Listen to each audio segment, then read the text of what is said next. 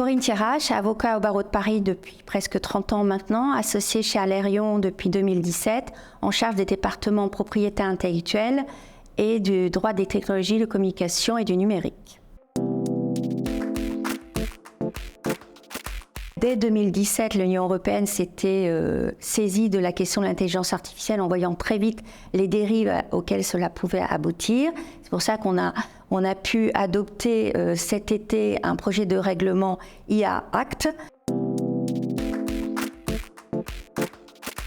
À ce jour, au niveau européen et notamment en France, une œuvre qui est générée uniquement par intelligence artificielle ne pourrait pas être protégée par le droit d'auteur. Il faudrait, pour être protégée par le droit d'auteur, qu'elle soit avant tout générée par un être humain et accessoirement qu'il y ait une utilisation de l'intelligence artificielle. Mais de prime abord, l'intelligence artificielle ne génère pas une œuvre de l'esprit qui peut être protégée au titre de droit d'auteur.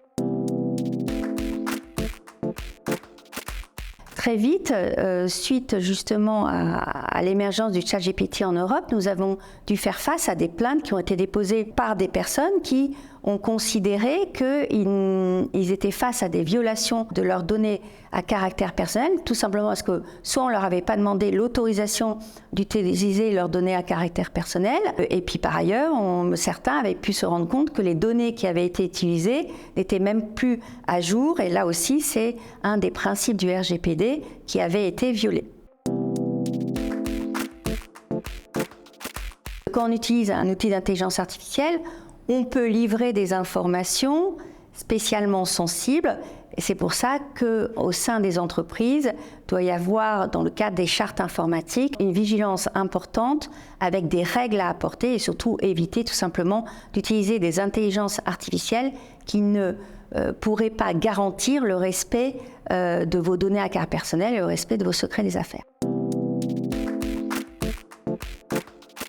On s'est rendu compte que les cyberattaquants pouvaient utiliser également cette technologie pour améliorer leur process et surprendre de plus en plus les personnes en rendant le contexte de l'attaque de plus en plus plausible. Ça peut être en reprenant votre voix, en reprenant certains contenus qui existent par ailleurs et qui vont donc abaisser votre vigilance et vous rendre plus susceptible d'être victime d'une cyberattaque.